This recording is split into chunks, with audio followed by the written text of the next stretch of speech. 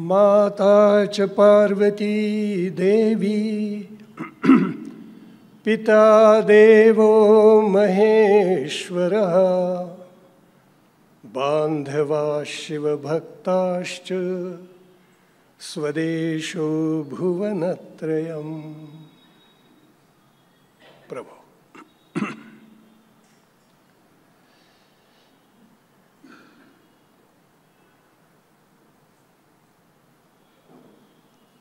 अखंड प्रवास असल्यामुळे कुठेतरी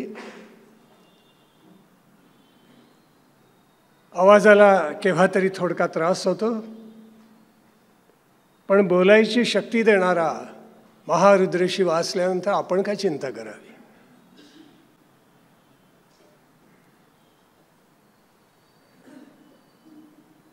अशा वैदिक वाङ्मयाचं निरूपण करायला मिळावं हे सुद्धा मानवी जीवनाचं महत्भाग्य आहे। या राष्ट्रावर जेवढी आक्रमणं झाली असतील तेवढी जगातल्या कोणत्याही राष्ट्रावर झालेली नाही आहेत। आपला धर्म, आपली संस्कृती, वैदिक सनातन परंपरा जेवढी मोडता येईल तोडता येईल तेवढी आक्रमकांनी उद्ध्वस्त करायचा प्रयत्न केला, आणि तरीही आपला वैदिक सनातन धर्म पुन्हा तसाच उभा आहे संजीवन रूपाने। हा जगातला 8वा चमत्कार मानतो मी, याच्या पलीकडे काही नाही। इतका तो अद्भुत आहे, अत्यद्भुत। याचं कारण काय आहे? त्याचं सगळ्यात महत्त्वाचं कारण असं की वैदिक सनातन धर्म, सनातन याचा अर्थ तो अनादी आणि अनंत आहे। वैदिक सनातन धर्माने जे पूजन केलं ते शाश्वताचं आहे, जे अविनाशी आहे त्याचं पूजन केलेलं आहे। निवृत्तीच्या अधिष्ठानावर प्रवृत्ती धर्म उभा केलेला आहे, आणि म्हणून इतकी आक्रमणं पचवून आपलं राष्ट्र पुन्हा उभं आहे। जगातल्या सगळ्या संस्कृती विलयाला गेल्या। ग्रीक नाश पावले, रोमन आज फक्त खंडहर दाखवतात, हे एवढं शिल्लक आहे आमचं। इजिप्शियन गेले, सुमेरियन गेले, मेक्सिकन गेले, मायन गेले। ज्या ज्या संस्कृती जगामध्ये उदयाला आल्या, विस्तार पावल्या, वैभवाला पोचल्या, त्या आक्रमणाच्या कालखंडामध्ये निश्चय झाल्या, खलास, काही उरलं नाही। या अशा भयावह आक्रमणामध्ये एकच संस्कृती जगली, आणि ती म्हणजे वैदिक धर्म संस्कृती। आपण मनाशी कल्पना करा की अशा संस्कृतीमध्ये, अशा धर्मामध्ये आपण जन्म घेतलाय। याचा किती गौरव, आत्मगौरव, केवढा नितांत अभिमान तुम्हा मला वाटलं पाहिजे। वैदिक धर्म संस्कृतीचं वैशिष्ट्यच असं आहे की त्यांनी सगळ्या विश्वाला आपल्या कवेमध्ये घेतलेले। आत्ता गुरुजींनी जे मंत्र म्हटले प्रारंभी, केवढा विश्वात्मक अर्थ त्याच्यामध्ये भरलेला आहे। संगच्छध्वम संवदध्वम, आपल्या संस्कृती पलीकडे कोणी म्हटलेलं आहे सांगा? समानिव आकुती समान हृदयानि वहा, कुणी म्हटले? केवळ भारतवर्षामध्ये असेतू हिमाचल हे मंत्र निनादलेले आहेत। प्रत्येक मंदिर, प्रत्येक तीर्थक्षेत्र, प्रत्येक शिवालय, प्रत्येक नदीचा काठ अशा अलौकिक मंत्रांनी निनादून गेलेला आहे। आणि ही वैदिक परंपरा ज्यांनी जपली, असे घनपाठी प्रत्येक दिवशी इथे येत आहेत, आपलं भाग्य आहे। त्या घनपाठींच्या विषयी किती कृतज्ञता व्यक्त करावी तितकी कमी आहे। एक वेद मिळवायचा झाला, आत्मसात करायचा झाला, त्या आयुष्यातली किमान 12-15 वर्ष द्यावी लागतात।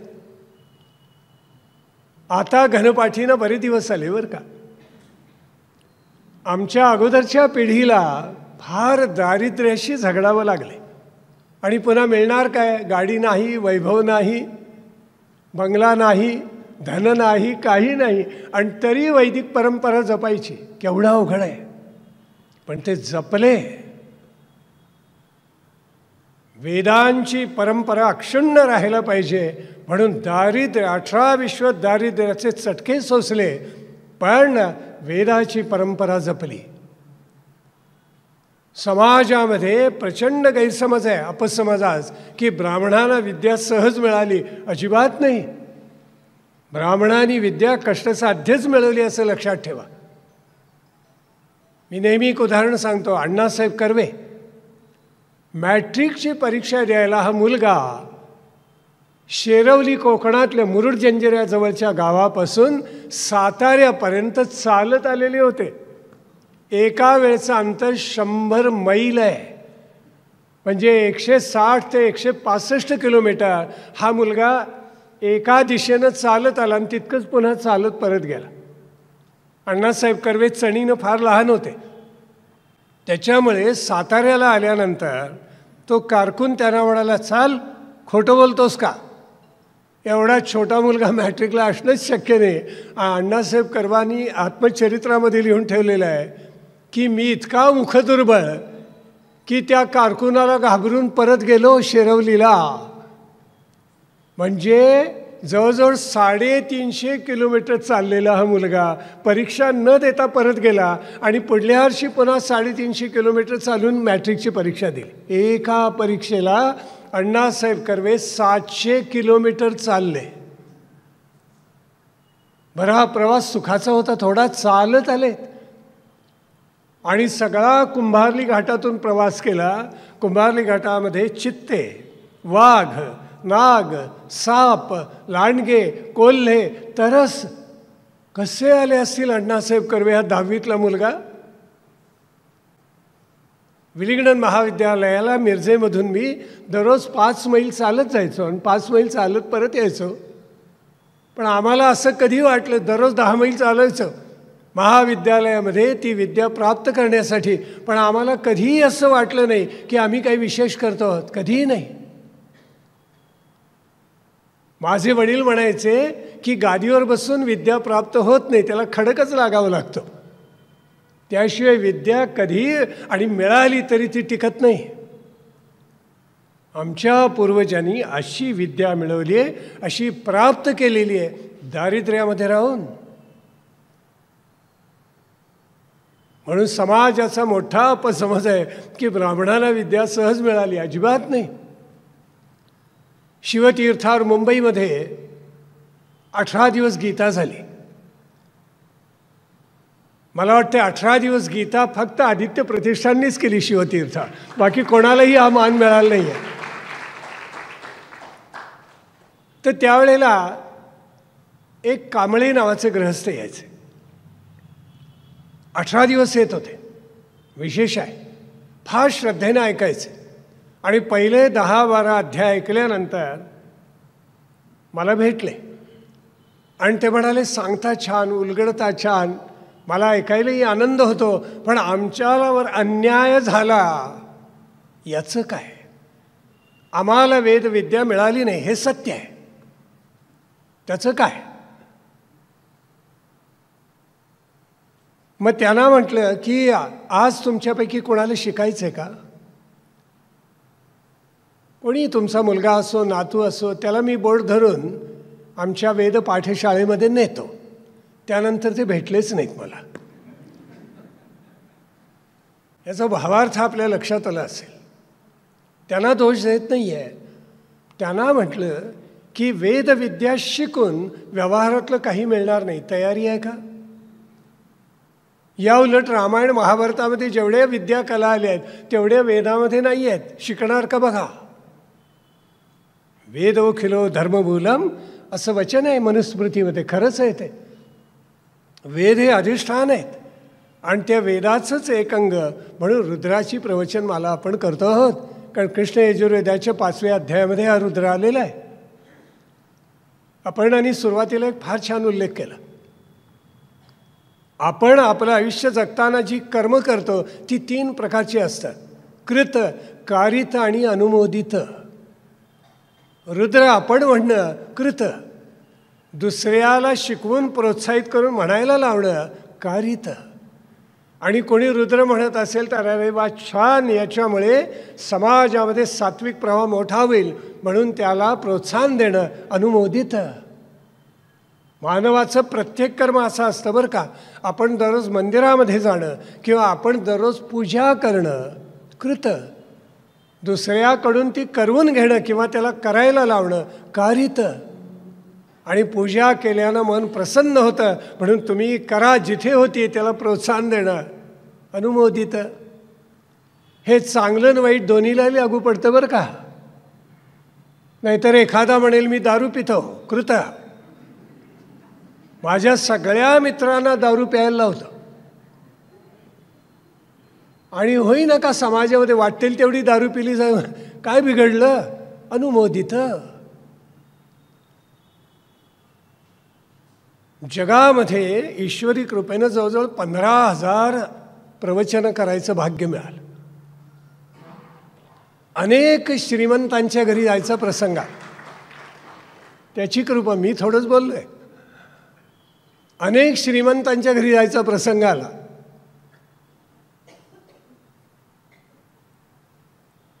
सांगायला अत्यंत खेद वाटतो की धन आहे पण आचार नाही. हस्तप्रक्षालनाला गेलो की शेजारच्या माळ्यावर एकच दृश्य बघायला मिळालं, दारूच्या बाटल्यांचा खच पडलेला. इतकं आचारविहीन ब्राह्मणांनी असावं का? ब्राह्मण हा आचारामुळे ओळखला जातो. आचारविहीन असेल तर तो ब्राह्मण कसला. म्हणून काल मी ब्राह्मणांचे 8 प्रकार सांगितले आपल्याला. मात्रपासून मुनीपर्यंत निदान श्रोत्रिय हो, यांना आपण शंकराचार्यांचा आदेशच आहे, निदान श्रोत्रिय व्हा. ते होण्यासाठी म्हणून रुद्र आहे. काल पहिल्या अनुवाकाचा आपण अभ्यास केला. नमकाचा पहिला अनुवाक, त्याच्यामध्ये शस्त्रधारी हा शिव कसा आहे त्याचं रूप सगळं उलगडून दाखवलेलं आहे, संपूर्ण अप्रतिम एकदम. आता याच्या पुढच्या जवळजवळ 7-8 या अनुवाकांमध्ये तो सर्वव्यापी कसा आहे, विश्वाला त्यांनी कसं वेढलेलं आहे, तो सर्वांतर्यामी कसा आहे, त्याच्यापासून सृष्टी कशी प्रगट झालेली आहे, त्याच्यामध्येच पुन्हा लय कशी पावते, या सगळ्याचं वर्णन या रुद्रामध्ये आलेलं आहे. हे पुढचे अनुवाक त्या दृष्टीनं अत्यंत महत्त्वाचे आहेत. आणि आपण पाहिलं की जवळजवळ पहिलेही 4 अनुवाक त्याच्यामध्ये नमःनी सुरुवात होते आणि नमःनी सांगता होते प्रत्येक मंत्राची. अशा मंत्रांना उभयतो मंत्र म्हणतात, हे मी सांगितले. आणि नमःनी सुरुवात होणारे पण शेवटी नमः नाही आहे त्यांना अन्यतो मंत्र म्हणतात. हे आपल्या पक्का आता मनामध्ये रुजले असेल असं मी गृहीत धरतो. थोडक्यात आता पुढे जो शिवाचा विचार होणार आहे त्याच्यामध्ये सर्व विश्व हे म्हणजे अणूपासून ब्रह्मांडापर्यंत हे सगळं शिवाचंच रूप आहे असं सांगितलेलं आहे. वेदातलं वर्णन जे आहे ना या रुद्राचं ते मोठं वैभवशाली आहे. नमो हिरण्यबाहवे. आणि पुढे सेनान्य म्हटले, दिशांच पतये नमः. आता पुढे पतये नमः सारखं येणार आहे.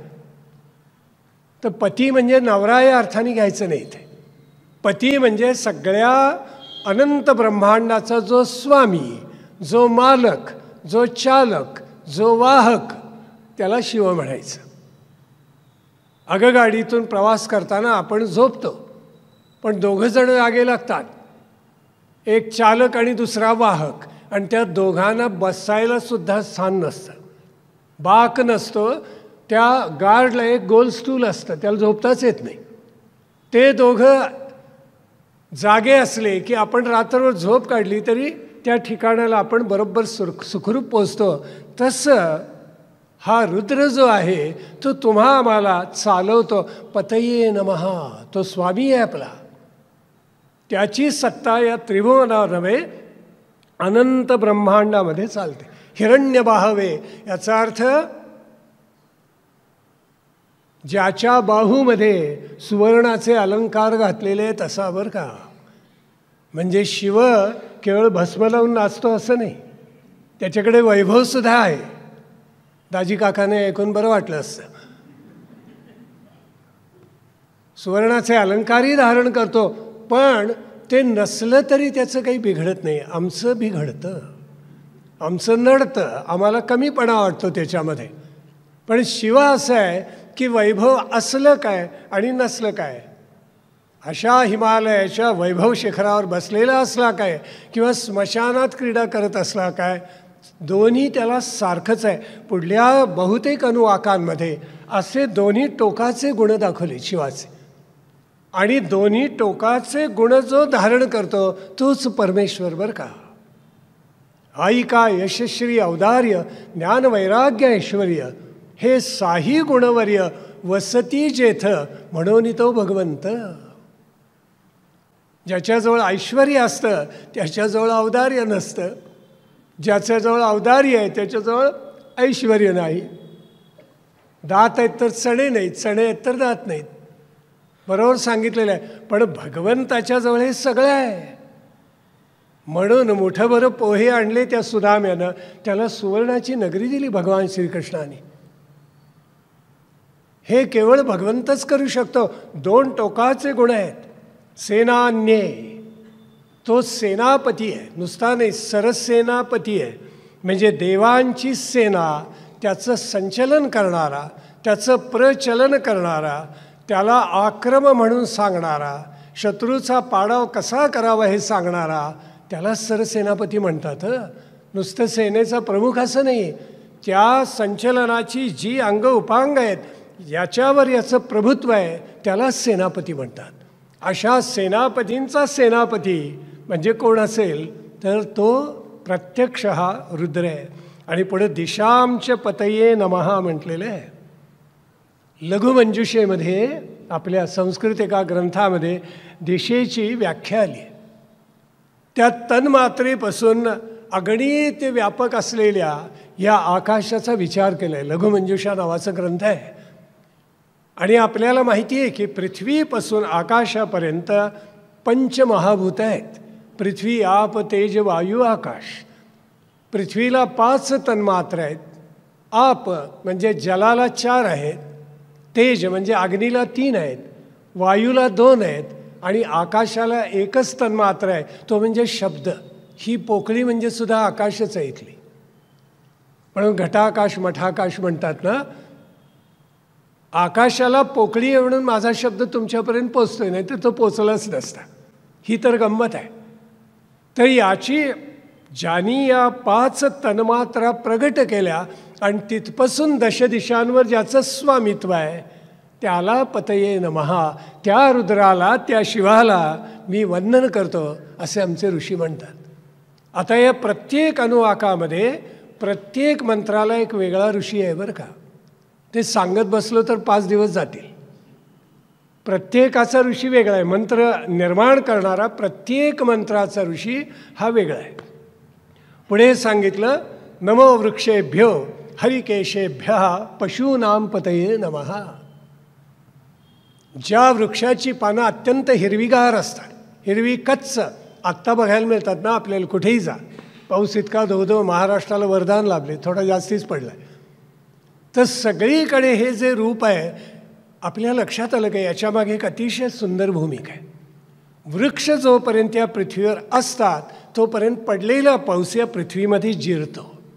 तो जिरला तर या पृथ्वीचं संतुलन राहतं, नाहीतर मग ग्लोबल वॉर्मिंग, जगाला जी समस्या भेडसावती आज, भयानक उष्मा निर्माण झालेला आहे, त्याचं कारण त्या ऋताला धक्का लावलेला आहे. ते ऋत म्हणजे शिव आहे. शिव तांडव करतो म्हणजे तो महापूर आणतो. शिव तांडव करतो म्हणजे तो भूकंप घडवतो. शिव तांडव करतो म्हणजे दुष्काळ पाडतो. शिव तांडव करतो म्हणजे अतिवृष्टी करतो. त्याच्या ऋताला आपण ज्या वेळेला धक्का लावतो त्यावेळेला हे सगळी गडबडून जाते. महापूर आपोआप येत नाही, दुष्काळ आपोआप येत नाही, भूकंप आपोआप होत नाहीत. म्हणून म्हटलेलं आहे वृक्षेभ्यो हरिकेशेभ्या म्हटलेलं आहे, त्याचा अर्थ तो आहे. बरं, हरिकेश शब्दामध्ये आणखीन एक अर्थ आहे.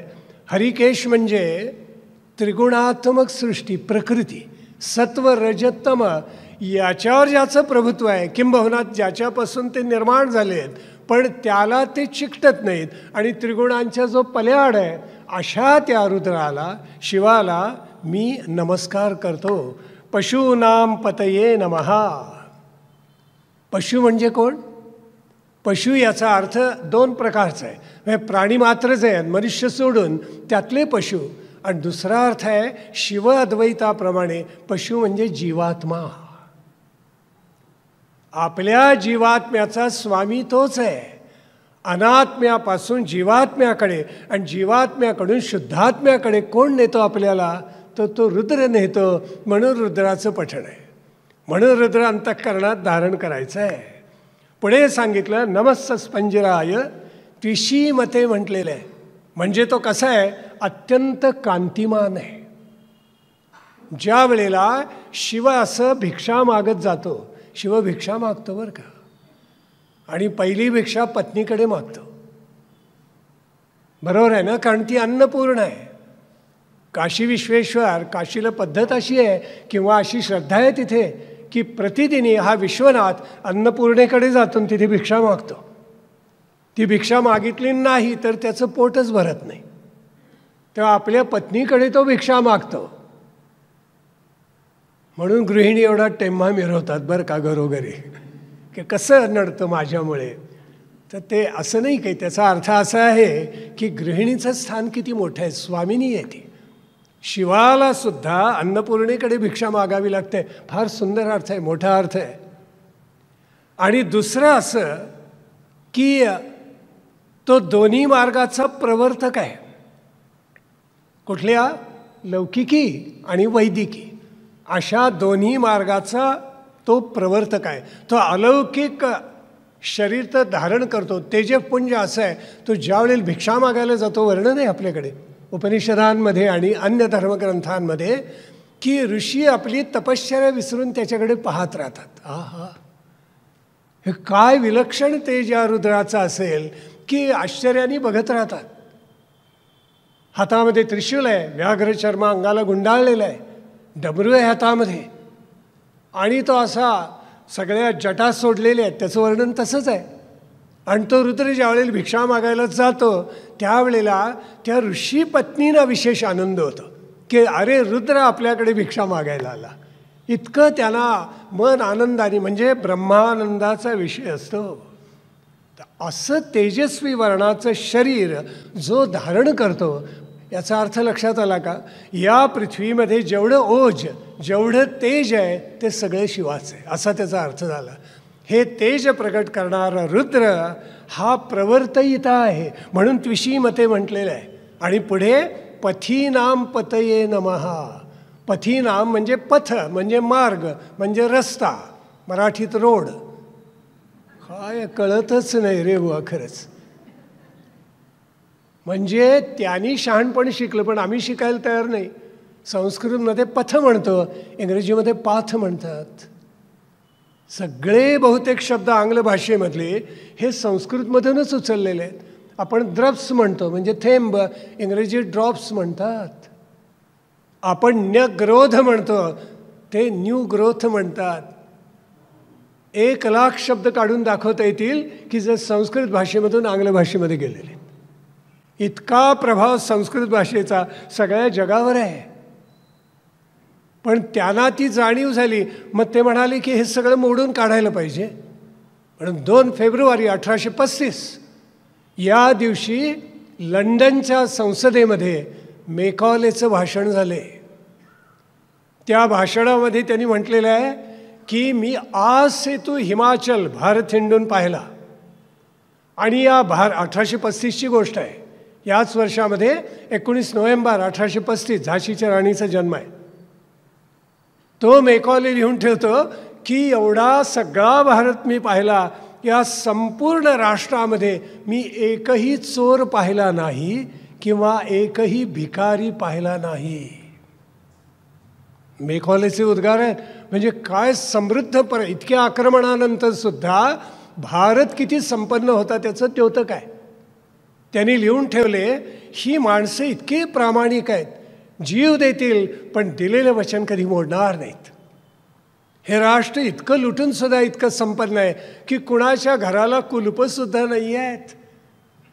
आपल्या आर्य परंपरेचे संस्कृत अभिमानी मी अनंत पाहिले या राष्ट्रामध्ये. तेव्हा या राष्ट्राला जर जिंकायचं असेल तर शस्त्रांनी कधीही जिंकता येणार नाही. मेकॉलेचे उद्गार आहेत. मग काय करूया?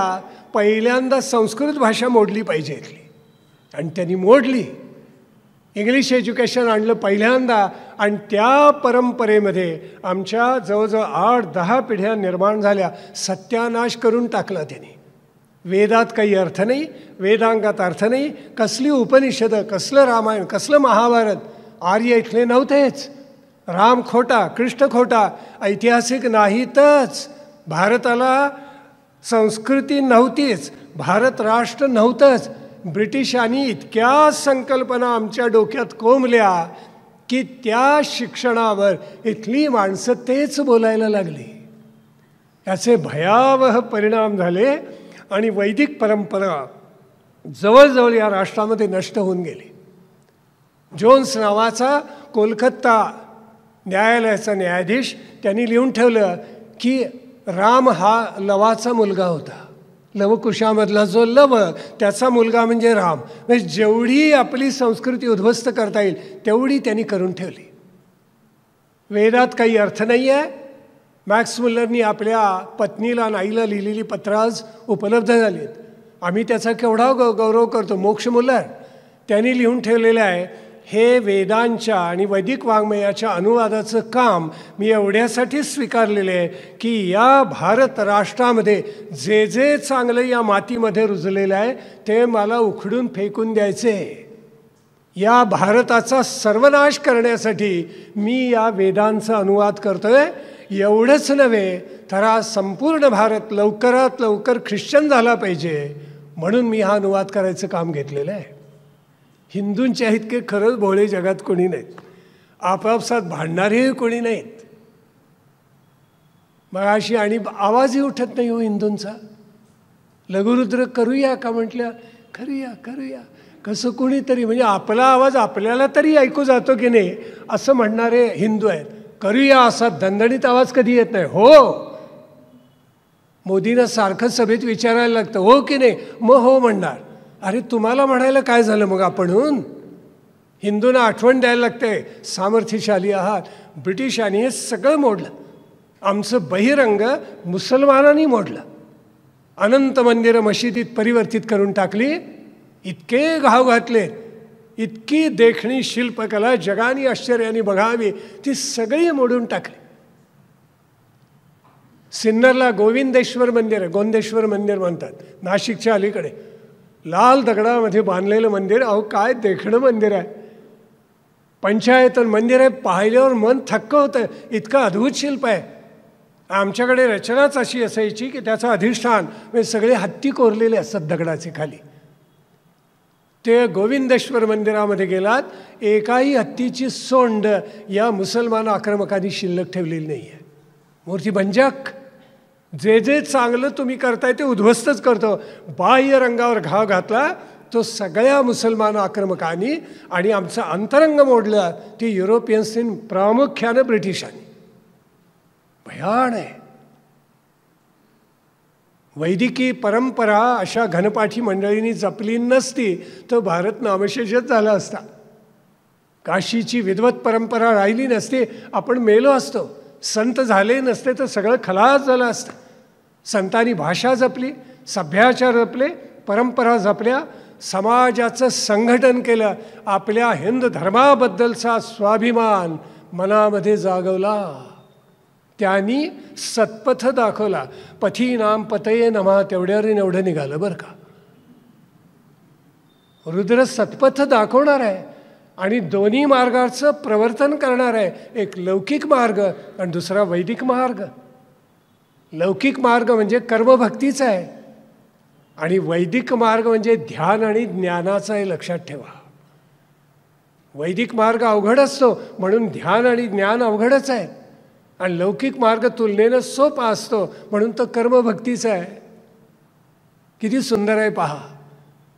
आता असा जो तो अत्यंत बलशाली त्या शंकराला, त्या तेजपुंज रुद्राला मी नमन करतो.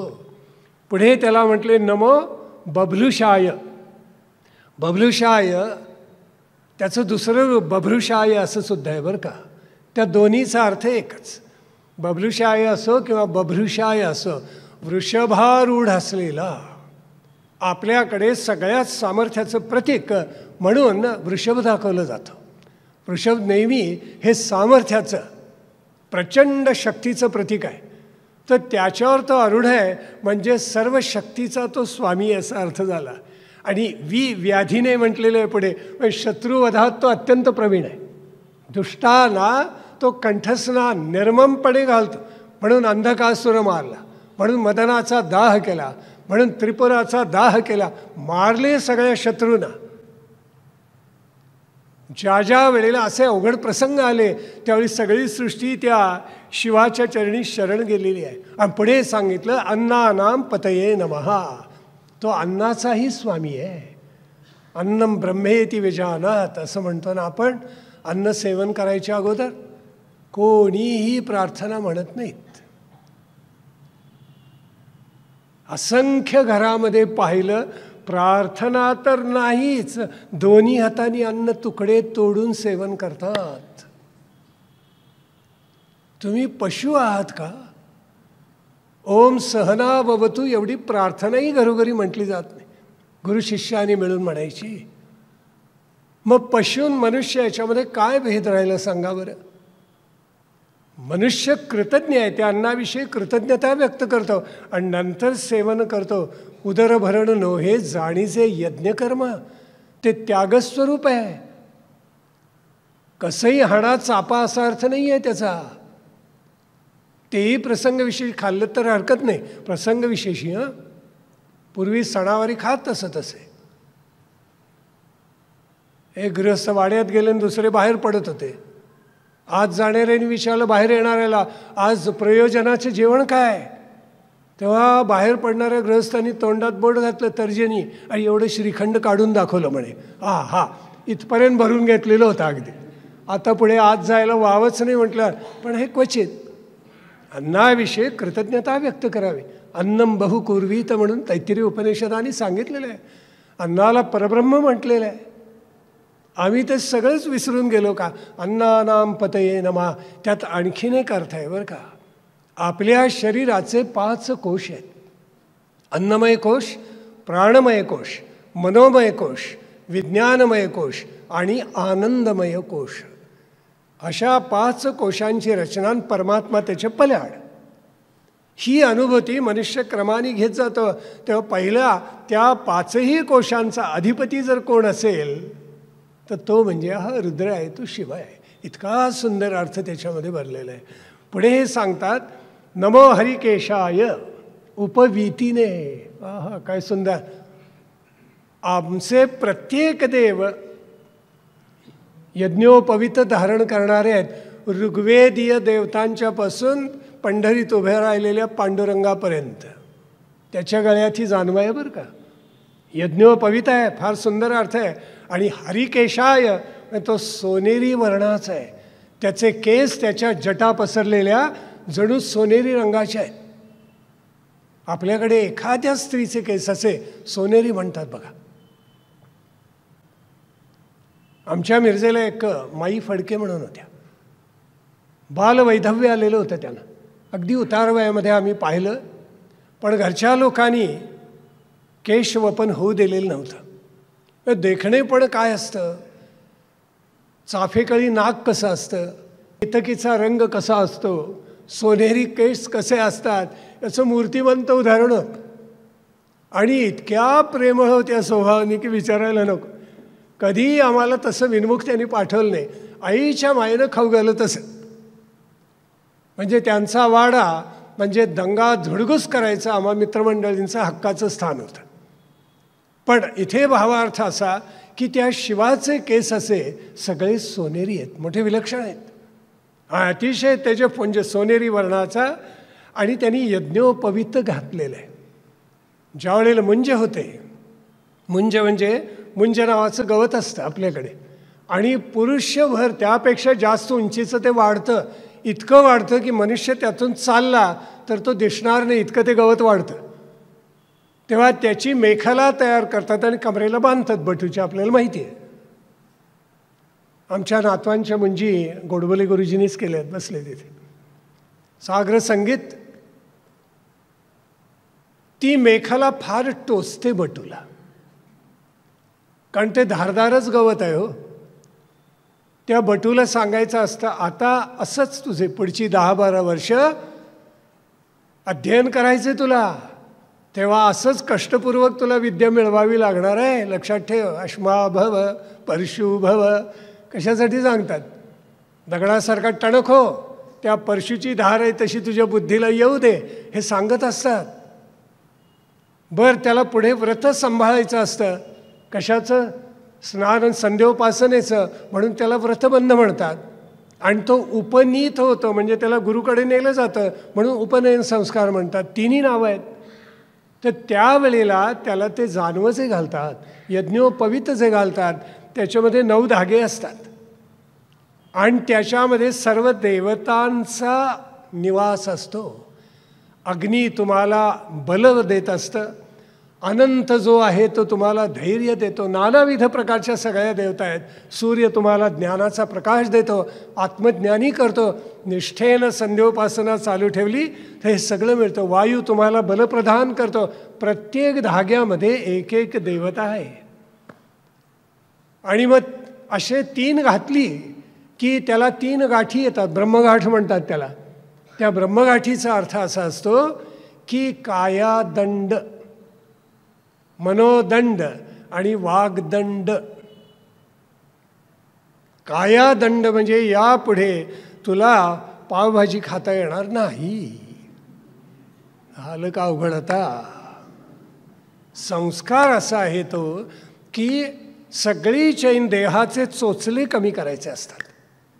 पण आपल्याकडे उलटंच होतं. त्या बटूर इतका वर्षाव होतो, संस्कार राहिला बाजूला, आणि ते आलेल्या वस्तू घरात कुठे ठेवायच्या अशी पंचायत होते. इतक्या वस्तूंचा वर्षाव त्याच्यावर, संस्कार कुठे राहिला सांगा? संस्कार आहे तो. आमच्याकडे सांगितले पुढे संगीत ऐकायचं नाही बटून, कादंबऱ्या वाचायच्या नाही, सगळं सांगितले. हे किती जण पाळतात?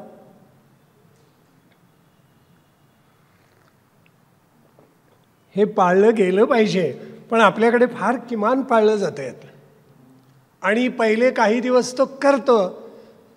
आता वडिलांनाच संधीतली 24 नावं माहिती नसतात.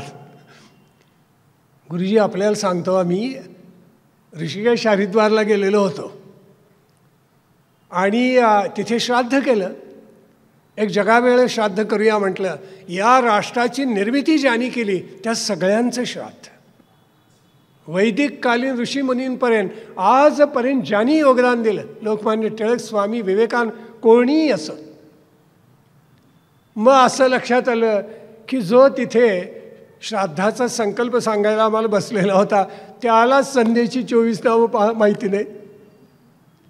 मी म्हटलं, क्या बोल रहे हैं आप, भूल गए आप नाम? तो म्हणाला, आप मुझसे बढ़कर विद्वान है, आप ही बोलिए. शाबास. म्हणजे 24 नावं आली की तो विद्वान झाला. ही उपेक्षा योग्य नाहीच आहे. म्हणून कायादंड आहे, शरीर टणक करून काढायचे. दुसरा आहे मनोदंड, म्हणजे मनाला आवरून धरायचे, इंद्रिय संयम करायचे. आणि तिसरं म्हणजे वागदंड, कुठे काय बोलावं याचं भान पाहिजे. पूर्वी मोठी माणसं, विद्वान माणसं असली तर लहान तोंडसुद्धा उघडत नसत. ही परंपरा आहे आपल्याकडे. आपली योग्यता काय ना आपल्यासमोर असलेल्या गुरुजनांची योग्यता काय हे बरोबर उलगडत असे. हा वागदंड आहे, वाणीला दिलेला दंड आहे.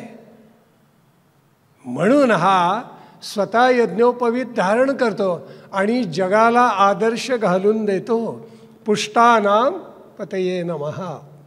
रुद्रार्थ दीपिकेमध्ये तर 10 प्रकारचे पुष्टी सांगितलेत. अगदी शेवटची महाआहुती ज्या वेळेला दिली, पूर्णाहुती दिली जाते ना, तर त्यावेळेला आपल्याला माहिती आहे पूर्णाहुती त्यावेळेला आपण मोठा गजर करतात सगळा ब्रह्मबंध मिळून. त्याच्यामध्ये शांती असावी, तुष्टी असावी, पुष्टी असावी, म्हणून मोठा गजर ब्रह्मवृंद करतो. त्यातला भाव फार सुंदर आहे की तुष्टी अंतःकरणासाठी आहे, म्हणजे अंतरंगाला आहे, आणि पुष्टी ही बाह्यरंगाला आहे. त्या तुष्टी पुष्टी दोन्हीचं संतुलन राहावं म्हणून शांती हवी. ते असेल तर तुष्टीपुष्टी राहतात, नाही तर राहत नाहीत.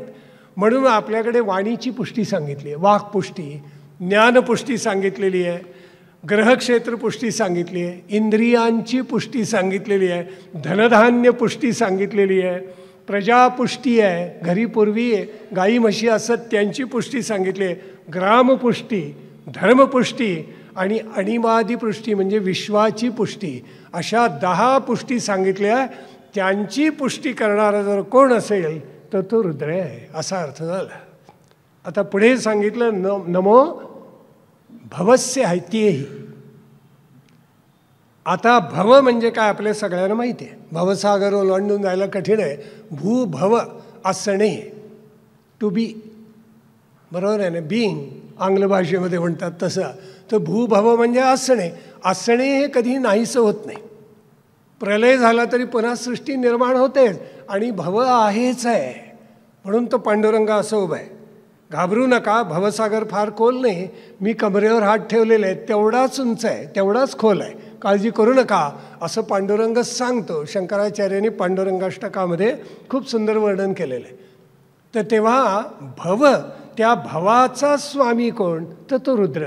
म्हणजे त्याच्यापासूनच सृष्टी निर्माण होते, संसार त्याच्यापासूनच, विश्व त्याच्यापासूनच, आणि प्रलयसुद्धा त्याच्यामध्ये दोन्ही शिवाधीनच आहेत. आणि पुढे जगताम पतये नमः, ही सगळी सृष्टी निर्माण करतो आणि पुन्हा तो गिळून टाकतो. त्याचं वर्णन पंचानन असं केलेलं आहे. 5 आननाचा शिव म्हटलेलं आहे. अगदी पहिलं शाकुंतल नाटक झालं ना, की ज्याच्यामुळे संगीत नाटकाला प्रचंड चालना मिळाली. त्यातली नांदी ही प्रत्येक नाटकाची नांदी शिवाचीच असते बरं का. पंचतुंड नर रुंड माळधर पार्वतीश आधी नमितो, त्याच्याशिवाय काही नाही आहे. त्याचा वरप्रसाद मिळाला तरी नाटक सिद्धीला जाईल, नाहीतर नाही जाणार. अगदी कालिदासाने सुद्धा शिवाला दंडवत घातले पहिल्यांदा. तो शिव पंचतुंड नररुंड माळधर असं आहे. आणि पंचानन आहे. पंचानन कसा आहे, तो पशुपतीनाथाला पाहायला मिळतो, त्र्यंबकेश्वरालाही पाहायला मिळतो. त्याचं रूप ज्यावेळेस सजवतात त्यावेळेला बरं का. 4 दिशांना 4 मुख आणि एक ऊर्ध्व दिशेला मुख आहे त्या पंचाननाचं. त्यातलं पहिलं आहे अघोर, दुसरं आहे ईशान, तिसरा आहे तत्पुरुष, चौथा आहे वामदेव, आणि 5वा आहे ते सद्योजात. अशी 5 त्याला मुख आहेत. आता त्यातलं जे अघोर मुख आहे त्याचं, त्याला एक मोठा इतिहास आहे, पण अगदी थोडक्यात सांगतो कारण फार पुढे जायचं आहे आपल्याला. प्रचंड मोठी कथा आहे. तिरुवेनकेंडू नावाची जागा आहे तामिळनाडूमध्ये. तिथे मरुत नावाचा एक राक्षस अत्यंत माजलेला होता, आणि त्या मरुत राक्षसाचा वध शिवरूपात रुद्राने केला, म्हणून त्याला अघोर असं नाव पडलं, असं इतिहास सांगतो. खूप मोठा इतिहास आहे तो. तर अघोर तो पुन्हा कसा आहे, शिवमय होऊन गेला त्या मरुताला वाईटाचा वध केल्यामुळे. त्याच्या पुढे सांगितलं ईशान, सर्व विद्या कलांचा अधिपती, त्याला ईशान म्हणायचं. तत्पुरुष म्हणजे हे सगळं ब्रह्मांड शिवशक्तीचा खेळ आहे. अनुभवामृतातला मी एक उल्लेख केला, लक्षात आहे का विसरलात? ऐसी ही निरुपाधिके जगाची जिया जनिके, मिया वंदिली निरुपाधिके देवोदेवी. देवोदेवी म्हणजे शिवशक्ती. त्या शिवशक्तीमधला जो पुरुष म्हणजे शिव, तो तत्पुरुष आहे. वामदेव म्हणजे ज्ञानस्वरूप आहे. वामदेवांचं वैशिष्ट्य असं सांगतात की तुम्हा आम्हाला ज्या वेळेला आपण मातेच्या गर्भात असतो त्यावेळेला पूर्वजन्म सगळे आठवतात. गर्भात असताना, जन्म झाल्यावर आपण ते सगळं विसरतो, म्हणून रडतो, का विस्मरण झालं म्हणून. आणि मूल का रडते म्हणून आईबापांना कळत नाही. पण ते एवढं विस्मरण झालं, आता मी जगात का आलो म्हणून ते पोर रडतं, असं धर्मशास्त्र सांगतं. मोठं विलक्षण आहे. पण वामदेव हे एकटेच महर्षी असे होऊन गेले की गर्भात असताना सुद्धा त्यांना ज्ञान होतं पूर्वजन्मांचं, आणि जन्म झाल्यावर सुद्धा होतं. म्हणून त्यांचं मोठं वैशिष्ट्य आहे. याला पातंजल योगदर्शनानं एक सिद्धी म्हणून सांगितलेलं आहे. त्याला कथनता म्हणतात. अहंता आणि ममता यांचा पूर्ण विनाश ज्याला करता येतो त्याला कथनता सिद्धी प्राप्त होते. मी म्हणजे शरीर हा अहंभाव, किंवा मी म्हणजे सगळं, माझ्याशिवाय काय आहे, ही अहंता, आणि त्या ममतेमध्ये गुरफटून राहणं ही ममता. अहंता ममता संपूर्ण जो खंडित करतो आणि पूर्ण वैराग्य धारण करतो त्याला कथनता प्राप्त होते. आणि तो जातिस्मर होतो, म्हणजे त्याला सगळं आठवतं, मागचं आठवतं, या जन्मीचं पुढल्या जन्मीचं सगळं. विवेकानंद ज्या वेळेला मित्राच्या घरी जायचं एखाद्या, त्यावेळी म्हणायचं, अरे मी तुझ्या घरी पूर्वी येऊन गेलो आहे. मित्र म्हणायचे, काय सांगतोस, पहिल्यांदाच आलायस?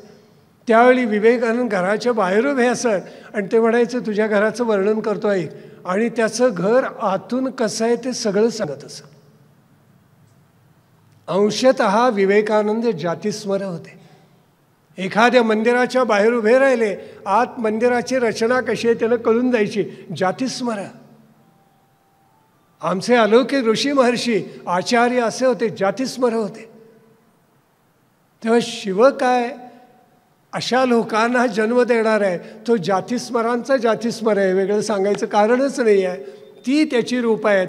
वामदेव ज्ञानस्वरूप, आणि शेवटचा म्हणजे सद्योजात. सद्योजात याचा अर्थ अनंत ब्रह्मांडांना व्यापून पुन्हा जो दशांगुल उरतो त्याला सद्योजात म्हणतात.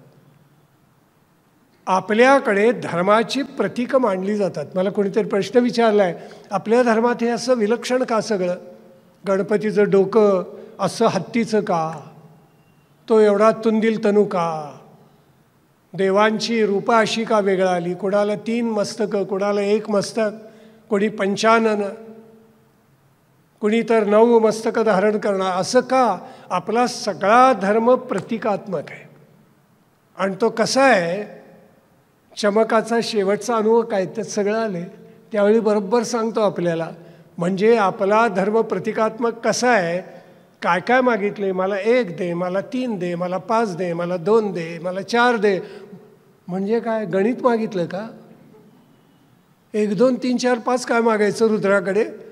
त्याला केवढा विशाल अर्थ आहे ते सांगतो. म्हणजे मग या प्रश्नाचं उत्तर तुम्हाला मिळेल. पुढे सांगितलं, नमो रुद्राय आततावीने. आतत म्हणजे आपण पाहिलं की धनुष्य ताणून धरलेलं असतं, तो आततावी सज्ज धनुष्य नित्य तयार ठेवणारा, सज्जनांच्या रक्षणासाठी, दुर्जनांच्या हननासाठी त्या शिवाला मी नमस्कार करतो. आणि क्षेत्राणाम पतये नमः. क्षेत्र म्हणजे आपलं शरीर. गीतेचा 13वा अध्याय क्षेत्र, क्षेत्रज्ञ योगच आहे ना. क्षेत्र म्हणजे आपलं शरीर. जे क्षर पावतं ते क्षेत्र, नाश पावतं त्याला क्षेत्र म्हणतात बरं का. काय 6 गोष्टी सांगितल्या आहेत ना. अस्ति, जायते, पुढे वर्धती, त्याचा परिणाम होतो, आणि क्षय पावतं, आणि शेवटी विनश्यती. अशा 6 अवस्थांमधून आपण जातो, मातेच्या गर्भापासून आपल्या मृत्यूपर्यंत. या 6 अवस्था आहेत. या 6 अवस्थांमधून जाणारं त्यालाच क्षेत्र म्हणतात. क्षेत्राचा दुसरा अर्थ आहे तो म्हणजे शेत. शेतकरी जो कसतो, नांगरतो, धान्य पिकवतो ते क्षेत्र म्हणजे शेत. आणि क्षेत्राचा तिसरा अर्थ म्हणजे तीर्थक्षेत्र. ह्या सगळ्यांचा अधिपती स्वामी जर कोण असेल तर तो रुद्रच आहे. आपल्याकडे तीर्थ बऱ्याच प्रकारची सांगितलेले, आणि 13व्या अध्यायाच्या प्रारंभी म्हटलेलं, इदम शरीरम कौंतेय क्षेत्र मित्यभिधीयते. हे शरीर म्हणजे क्षेत्रच आहे. तेव्हा क्षेत्र, क्षेत्रज्ञांचं रहस्य जो जाणतो, यम वेत्ती तम प्राहु, तो काय आहे? तो ज्ञानसंपन्न आहे, ज्ञानवान आहे. तद्विदः, त्याला जाणणारा तो आत्मज्ञानी, तो खरा. हे भगवंतानी क्षेत्र क्षेत्रज्ञ योगात सांगितलेलं आहे. पण क्षेत्रज्ञाच्या पलीकडे आणखीन एक आहे बरं का. म्हणजे आपलं शरीर हे क्षेत्रज्ञ म्हणजे आपला आत्मा, आणि याच्या पलीकडे जो आहे तो परमात्मा. यालाच आपल्याकडे व्यष्टी, समष्टी आणि परमेष्टी असं म्हटलं जातं. असा विचार जगाच्या अन्य कोणत्याही धर्मामध्ये नाही. व्यष्टी म्हणजे व्यक्ती, त्या सगळ्यांचा समूह म्हणजे समष्टी किंवा सृष्टी. एक वृक्ष म्हणजे व्यष्टी, हजारो वृक्षवनामधले म्हणजे समष्टी झाली, ती सृष्टी. आणि त्या सगळ्यावर ज्याची सत्ता चालते ती परमेष्टी. तेव्हा क्षेत्राणाम पतये नमः म्हणजे या सगळ्या क्षेत्रावर सत्ता चालवणारा. आता याचा आणखीन एक सूक्ष्म अर्थ असा आहे की शरीरांचं पालन तर तो करतोच रुद्र, पण अविमुक्तादी जी क्षेत्र आहेत काशीसारखी त्याच्यावर त्याचंच प्रभुत्व आहे. किंबहुना त्रिस्थळी म्हणतो ना आपण, प्रयाग, काशी, गया, त्याचा स्वामी शंकरच आहे. शिवशंकर रुद्रच आहे. आम्ही करतो आहोत बरं का आता त्रिस्थळी यात्रा नोव्हेंबर-डिसेंबरमध्ये. भावार्थ असा झाला की तीर्थक्षेत्र त्यांनी, आता या तीर्थक्षेत्राचे अनेक प्रकार आहेत आपल्याकडे. ती सगळी शिवाचीच रूप आहेत. धर्म, अर्थ, काम, मोक्ष, भक्त, गुरु, शिष्य, मातृ, पितृ, पती, पत्नी, सगळ्यांना आपल्याकडे क्षेत्र म्हटले. पावन असेल तर हे सगळ्यात महत्त्वाचं. स्वच्छ शुद्ध असेल तर ही सगळी क्षेत्रच आहेत. पण ज्याला तीर्थक्षेत्र, क्षेत्र म्हटलं की शरीर झालं, पण तीर्थक्षेत्र म्हटलं की काहीतरी विशाल भव्य पावन झालं. ती 5 प्रकारची असतात.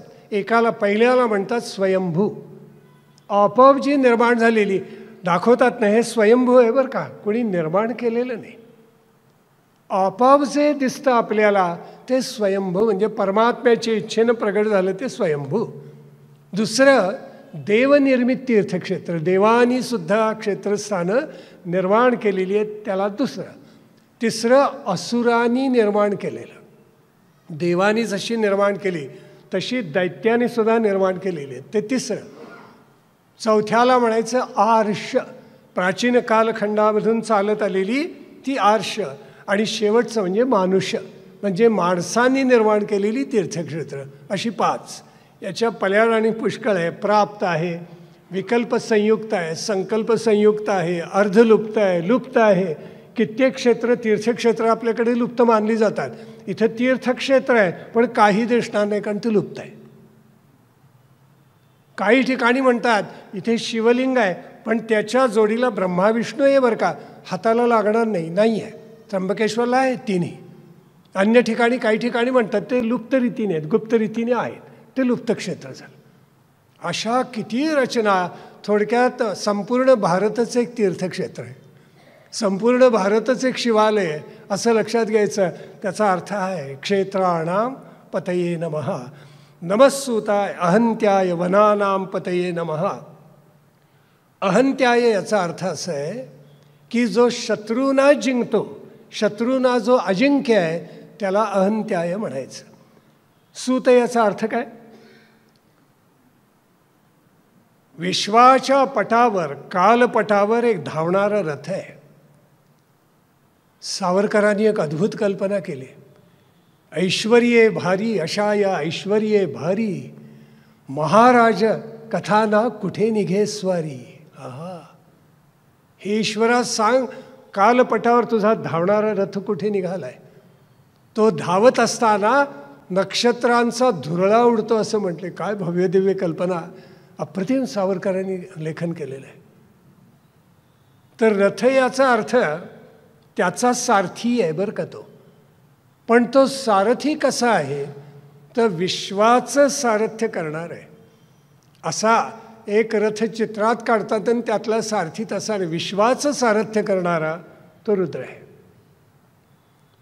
विवेकानंदांच्या बालपणी त्यांचे वडील अतिशय समृद्ध श्रीमंत होते आणि घरी त्या कालखंडामध्ये त्यांच्याकडे बगी होती. म्हणजे किती श्रीमंत असले पाहिजेत बघा. त्यांचे वडील प्रख्यात वकील, उदंड धन मिळवलं आणि दोन्ही हातांनी वाटलं सुद्धा.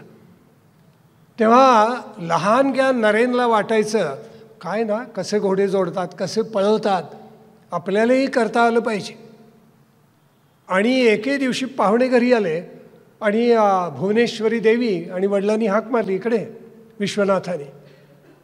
आणि पाहुण्यांच्यासमोर कौतुकाने भावी विवेकानंदाने विचारलं, पुढे तू काय होणार? तर नरेंद्राने उत्तर दिलं, मी बगीवाला होणार.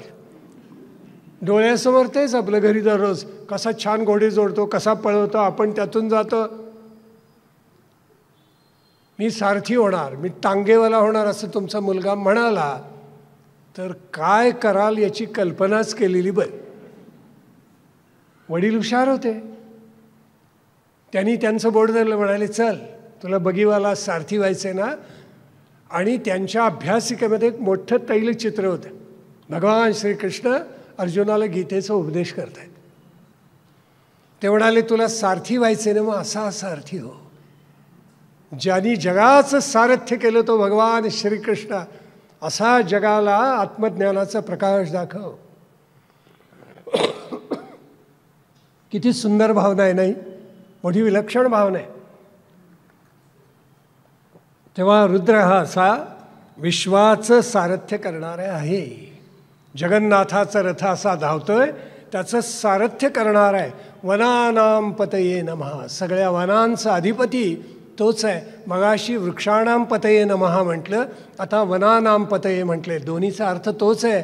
कारण हे ऋत आहे, जंगलं जितकी जास्ती तितकं ऋत सुरक्षित. अथर्वशीर्षात आपण म्हणतो ना, ऋतंग वच्मी सत्यंग वच्मी. लोकांना वाटतं दोन्हीत भेद काय? भेद असा आहे की सत्य ऋताधिष्ठितच बोलावं. ते व्यवहारता खोटं वाटलं तरी परिणामतः खरं असतं बरं का. एक सज्जन आपल्या घरी येऊन लपला आणि त्याच्यामागे गुंड लागलेले असले आणि त्यांनी आपल्याला विचारलं कुठं आहे हो, तुम्ही पाहिलात का त्याला? तर आपण असं म्हणायचं की हो आत आहे, लपला आहे, जा आत आणि त्याला ठोका. असं का म्हणणार आपण? त्यावेळेला उलटी दिशा दाखवायची असते. तिकडे एकाला पळताना पाहिलं बरं का. आता व्यवहारता आपण खोटं बोललो आहे, पण ते ऋताधिष्ठित खरं आहे. अश्वत्थामा हतः ऋताधिष्ठित खरं आहे, लक्षात ठेवा. हे कळलं तर धर्म कळतो, नाहीतर अन्यथा माणसं धर्माला नावं ठेवत राहतात. तेव्हा रथ म्हणजे जगाचं नियंत्रण करणारं ऋत, त्याचा सारथी कोण? तर तो रुद्र आहे. नमो रोहिताय स्थपतये पुन्हा वृक्षाणाम पतये नमः. रोहित म्हणजे लोहित, म्हणजे आपल्या शरीरामधलं रक्त. त्याचे 4 गट आहेत ना, बरोबर आहे की नाही? 4च गट का? जास्ती का नाहीत? 4 वेद आहेत ना, चतुर्विध पुरुषार्थ आहेत ना, 4 आश्रम आहेत ना, 4 ऋण आहेत ना, 4 वर्ण आहेत ना, 4 प्रमुख दिशा आहेत ना. त्याच्या पलीकडे ते जाऊच शकत नाही. किंबहुना आपली गोत्र जी शास्त्रांनी बसवली ती या रक्तगटावरच बसवलीत, लक्षात ठेवा. माझ्या मनात फार आहे की याचा संबंध दाखवणारा एक प्रबंध लिहावा. पण एका आयुष्यात काय काय करायचं असं आहे ना शेवटी.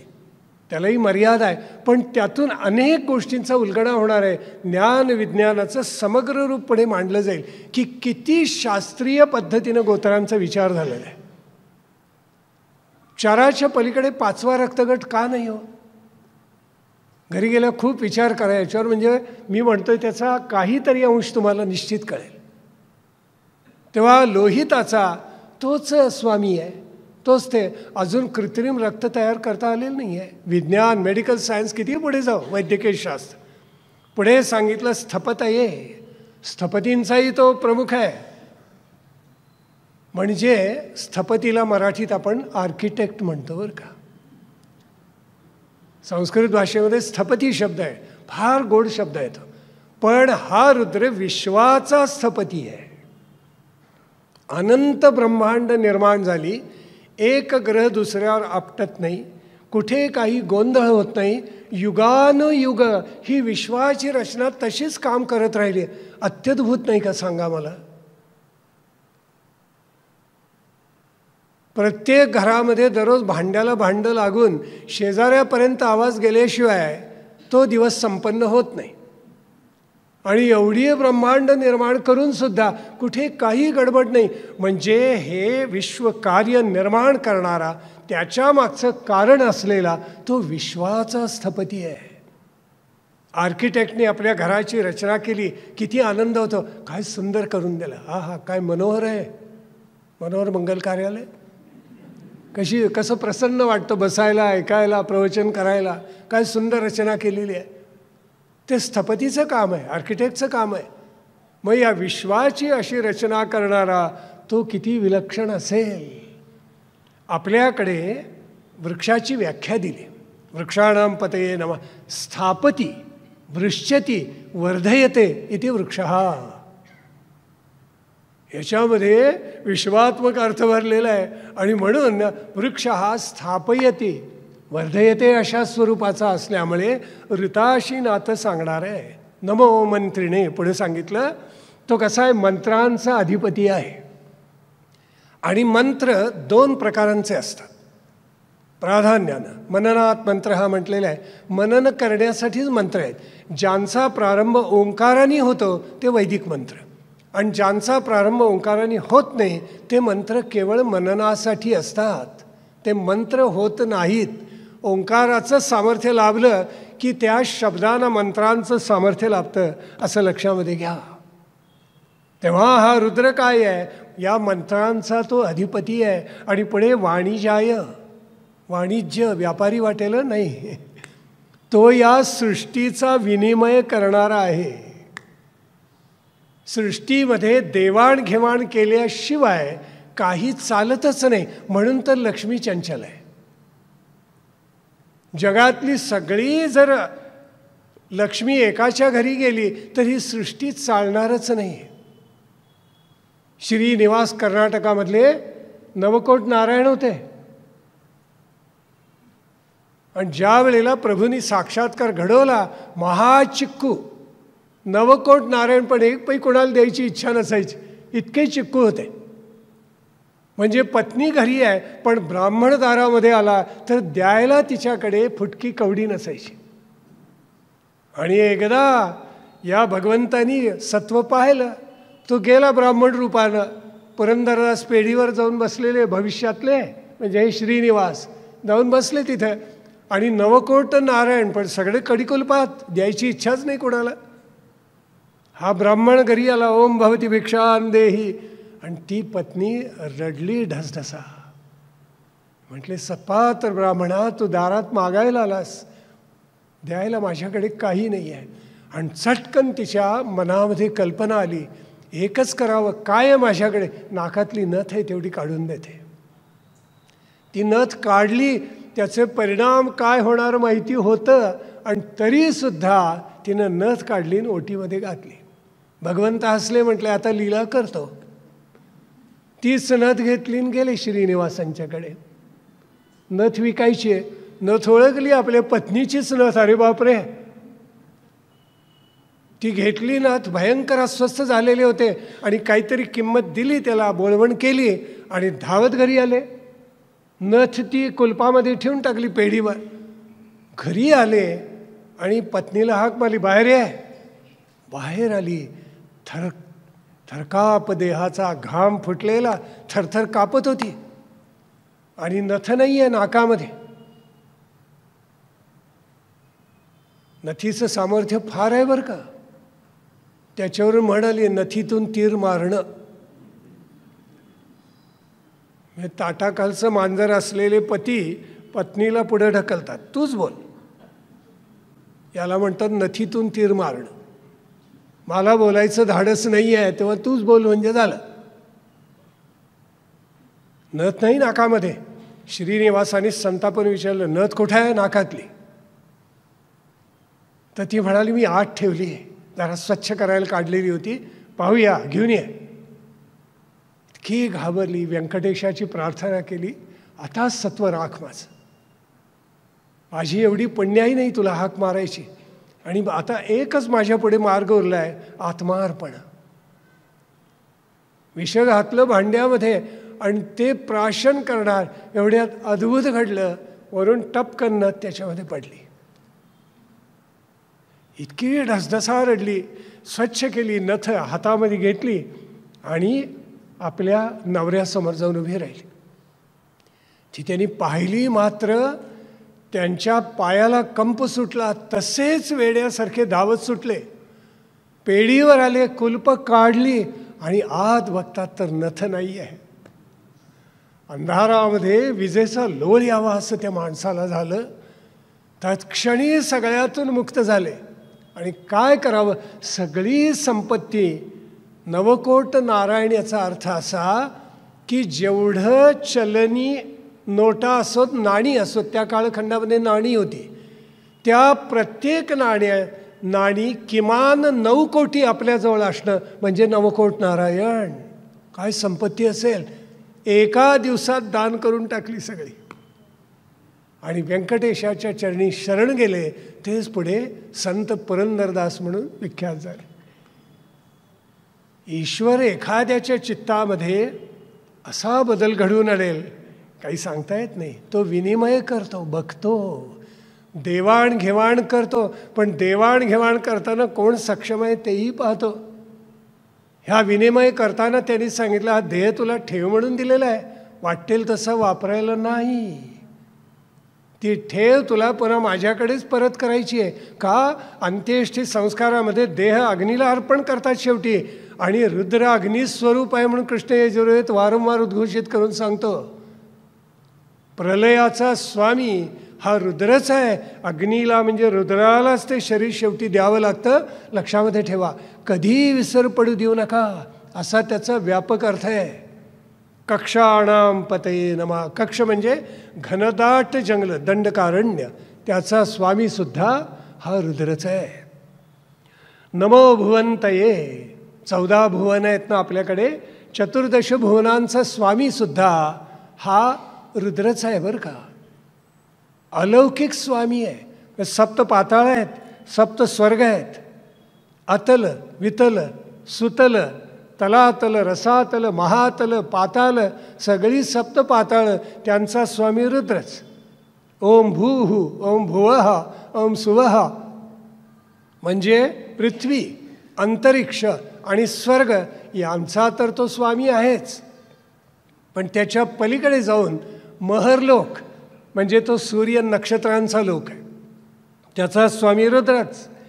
जनलोक म्हणजे ब्रह्मदेवाच्या मानसपुत्रांचा लोक आहे, त्याचा स्वामी रुद्रच. तपोलोक म्हणजे अद्वितीय अशा तपस्व्यांचा, जिथे नारायण ऋषी सप्तर्षी तपश्चर्या करतात तो लोक. आणि सत्यलोक अंतिम सर्वश्रेष्ठ ब्रह्मदेवाचा, अशा सप्तलोकांना निर्माण करणारा, त्याच्यावरचं स्वामित्व असणारा हा रुद्रच आहे. पुढे सांगितले वारिवस्कृत. वारिवस्कृत म्हणजे संपदा, ऐश्वर्य, धन या सगळ्यांचा स्वामीसुद्धा तोच आहे. त्याचा दुसराही अर्थ आहे वरिवहा किंवा वरिवस्था. ही संपदा कशाची? वरिवहा किंवा वरिवस्था म्हणजे पूजा, वरिवस्था म्हणजे भक्ती, गौणी भक्ती किंवा पराभक्ती. त्यातून त्या शिवाचं पूजन आपण करतो, त्याचा स्वामी रुद्रस्वामी आहे. पुढे सांगितलं औषधीनाम पतये नमः. सगळ्या औषधांचा स्वामी सुद्धा तोच आहे. आणि एक अर्थ वारी म्हणजे जल. ते जलामध्ये विष्णू राहतो म्हणजे शिव हा विष्णुरूप आहे. तेव्हा तो सगळ्या त्रिभुवनाचा स्वामी आहे. ग्रँड कॅनियन पाहिले की नाही अमेरिकेतलं? प्रचंड दरी आहे खोल अशी, आणि तिथे 5 अशी शिखरं आहेत. आणि त्यांना नावं काय आहेत ते ऐकूनसुद्धा थक्क व्हाल. एकाला म्हणतात ब्रह्मा, दुसऱ्याला म्हणतात विष्णू, तिसऱ्याला म्हणतात शिव, चौथ्याला म्हणतात देव आणि 5व्याला म्हणतात मनू. अमेरिकेनं अधिकृत ती 5 नावं मान्य केली आहेत, त्यांच्या दप्तरात नोंद आहे. याचा अर्थ आमची संस्कृती तिथपर्यंत पोचलेली होती, नाहीतर नावं कशी जातील. आणि यातलं सगळ्यात जुनं कुठलं, प्राचीन कोणतं असं विचारलं की ते सांगतात विष्णू पीक इज द ओल्डेस्ट वन. सगळ्यात प्राचीन विष्णू. बरोबर आहे, तो पाताळाचा स्वामी. आणि या भूगोलाची रचना पाहिली तर अमेरिका म्हणजे पाताळच आहे ना. सुतल अतल वितलचं वर्णन तुम्ही जर काढून पाहिलं तर तुम्हाला असं वाटेल की कोस्टारिका आपण वाचतोय काय. आपण मेक्सिकोचं वर्णन वाचतोय काय, इतकं साम्य आहे. नारदांनी सांगितले विष्णू पुराणामध्ये की लोकांना वाटतं पाताळ म्हणजे काहीतरी भयंकर आहे. तर पाताळ भयंकर नाही, ते अभयंकर आहे बरं का. अभयंकर म्हणजे स्वर्गाहून सुंदर आहे असं वर्णन आहे देवर्षी नारदांनी केलेलं. स्वर्गाहून सुंदर.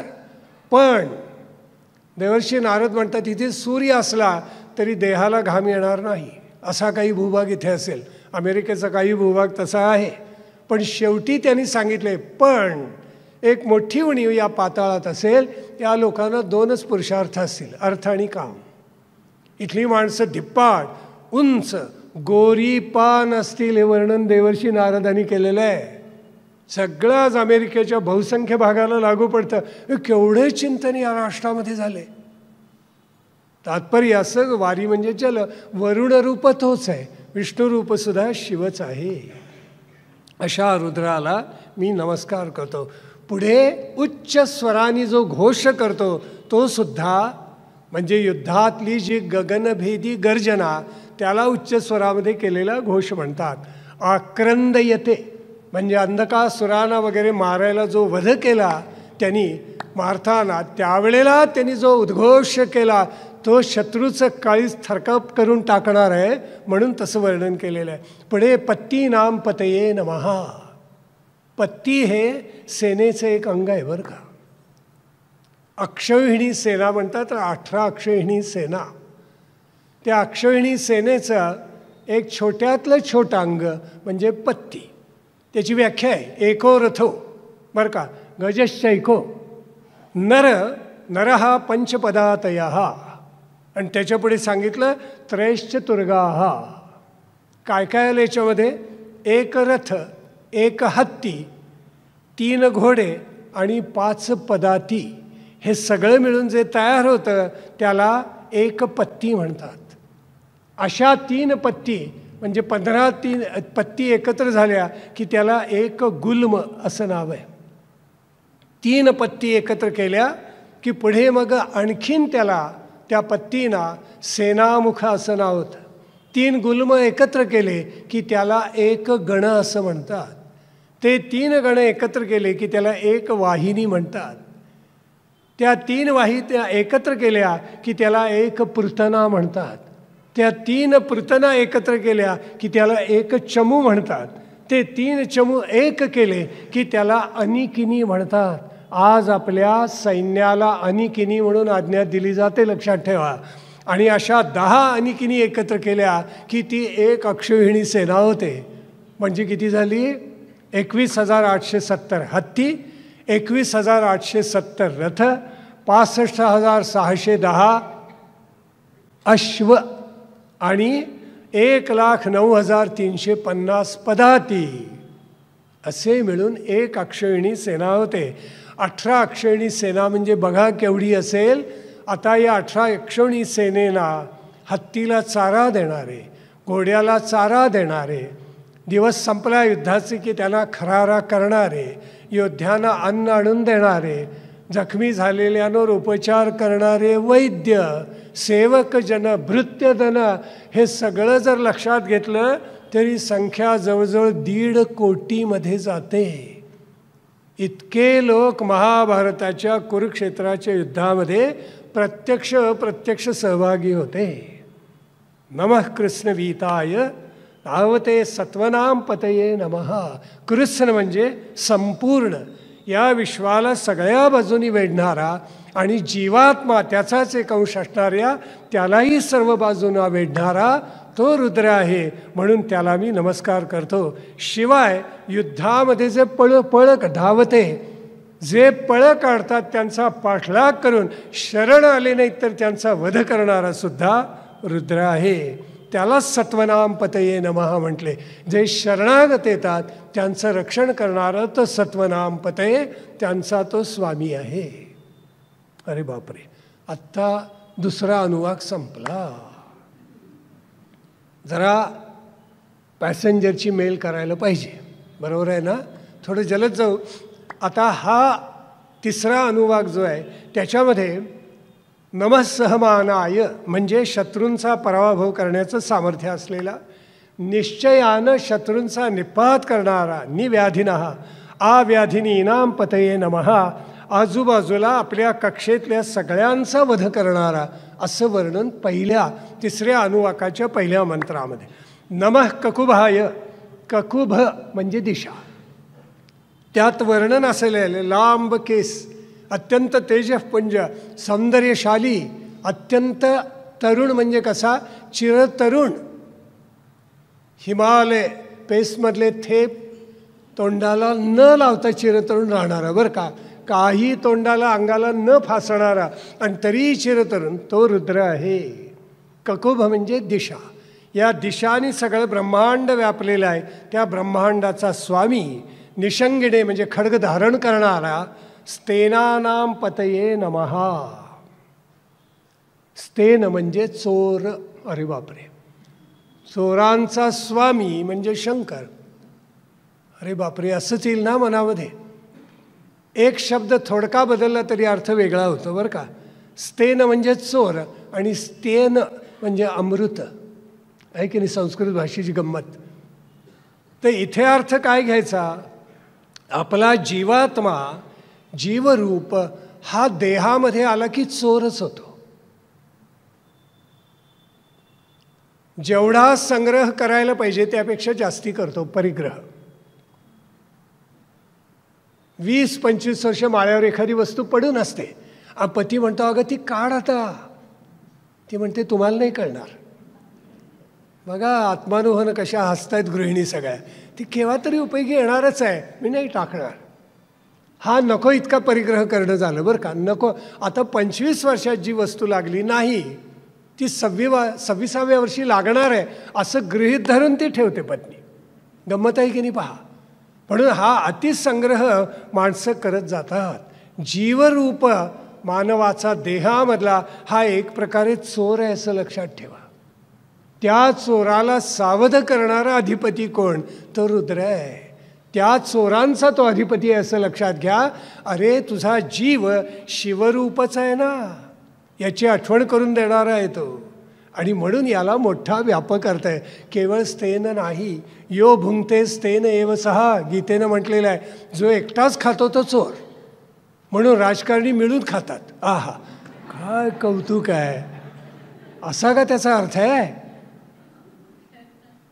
स्वतःसाठी जो अन्न शिजवतो आणि जो स्वतः एकटाच सेवन करतो तो चोर आहे. विश्वदेव कशासाठी आले हो आमच्याकडे. त्या ईश्वराविषयी कृतज्ञता व्यक्त करा, त्याला एक घास परत करा पहिला, तोपर्यंत अन्न सेवन करायचं नाही. काय सुंदर अर्थ आहे.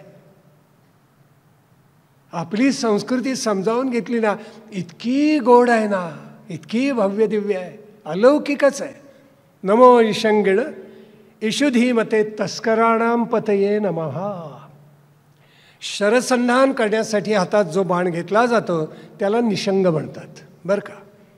नंतर बाण ठेवण्यासाठी पाठीवर जो भाता घेतलेला आहे त्याला ईशुधी म्हणतात. हे सगळ्यांनी जो सज्ज तो रुद्र. आणि ज्यानं हातात बाण घेतलेला आहे, पण तस्कराणां पतये नमः. तस्कर म्हणजे चोर.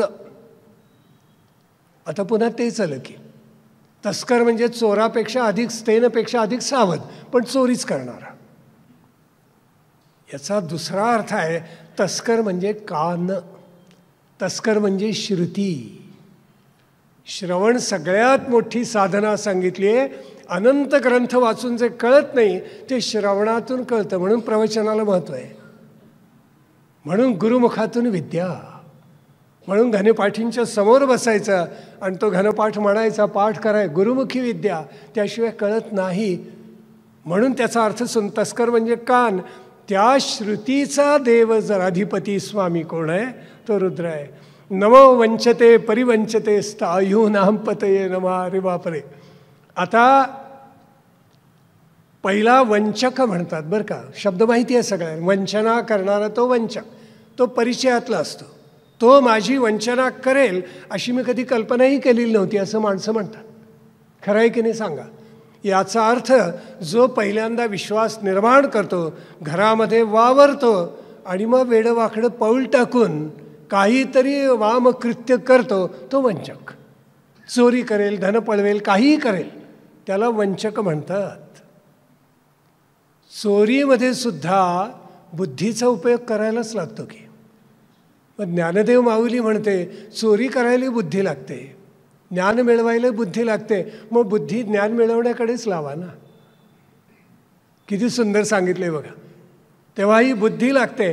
आता दुसरं असं आहे की परिवंचक म्हणजे समाजामध्ये चोर भुरटे जे असतात त्यांना परिवंचक म्हणतात. अगं गाडीत खूप गर्दी झाली आहे, खिसा कापला. आमचे मेहणे श्रीनाथद्वाराला गेलेले होते आणि तिथे दारं बंद असतात. ते ठराविक वेळ झाली की उघडतात आणि त्याला राग नाही, शिस्त नाही, अनुशासन नाही, हुई करून सगळा लोंढात घुसतो. त्या लोंढ्यातून त्याने ते म्हणाले मला पुढे जावंच लागलं नाही, आपोआप तरंगत पुढे गेलो देवापर्यंत. इतकी गर्दी. आणि देवापुढे काय ठेवायचं म्हणून खिशात हात घातला, खिसा रिकामा. तीर्थक्षेत्री असं व्हावं. यांना परिवंचक म्हणतात बरं का. हे चोर भयंकर असतात. आणि त्याच्याही पुढे आणखीन एक सांगितले ना, कोणतं? स्थायू नाम. स्थायू म्हणजे रात्री हिंडणारे, प्रसंगी हिंसा करणारे पण चोरी करणारे, ते स्थायू. त्या सगळ्यांचा अधिपती म्हणजे शंकर आहे. अरे बापरे. पण त्याचा वेगळा अर्थ आहे. मी आत्ताच सांगितलं मागच्या पुण्यामध्ये घडलेली घटना अशी, पाषाणच्या बाजूला, की एक चांगलं कुटुंब सकाळी उठून पाहिलं तर दारात गाडी नाही. कुणी नेली, कुणी नेली, पोलिसांच्याकडे तक्रार आठवडा गेला मिळाली नाही. 8व्या दिवशी सकाळी उठून पाहतात दारात गाडी, टँक फुल, पेट्रोल भरलेला गच्च, आतमध्ये एवढे 2 हारे ठेवलेले, सफरचंदन फळं भरलेले आणि त्याला एक चिठ्ठी जोडलेली होती, आम्हाला क्षमा करावी. का तर आम्ही तुमची गाडी नेली पण आमच्यावर प्रसंगच असा ओढवलेला होता की हे करण्या वाचून गत्यंतर नव्हतं. त्याला सिनेमाची नाही नाटकाची 4 तिकीटं जोडलेली. अगत्य बघा. काय आनंद कुटुंबाचा. असे सज्जन समाजात असतात. नाटक बघायला गेले, घरी आले तर घर स्वच्छ. कुणीतरी नजर. परिवंचक हे भयंकर असतात. असे आपल्या देहामध्ये असे वंचक परिवंचक स्थायू आहेत. ते तुला लुटतील, तुझं अधःपतन करतील, तेव्हा सावधान हो म्हणून सांगतोय शंकर आपल्याला. त्याच्यावर तुला मात करायचे. तुझा जीवात्मा मलिन नाही आहे, तू शुद्धात्मा आहेस. चिदानंद रूप शिवोहम शिवोहम. गजर जागू दे अंतःकरणामध्ये. पुढे निचेरवे परिचराय आरण्यानां पतये नमः म्हटले. निचेरव म्हणजे याचा अर्थ तसाच वंचकासारखा थोडासा. घरात वावरताना यातलं मला काय उचलता येईल असा जो विचार करतो त्याला निचेरव म्हणतात बरं का. गर्दीच्या ठिकाणी बाजारात जो हिंडतो आणि तिथे कुणाचा खिसा कापता येईल किंवा काय पळवता येईल याचा विचार करतो त्याला परिचर म्हणतात. आणि एकट्या दुकट्याला अरण्यात गाठून ठोकणारा तो आरण्यानां पतये नमः. अरण्यातला चोर त्या सगळ्याचा पती स्वामी म्हणजे शंकर. आपण असंच नाही का करत?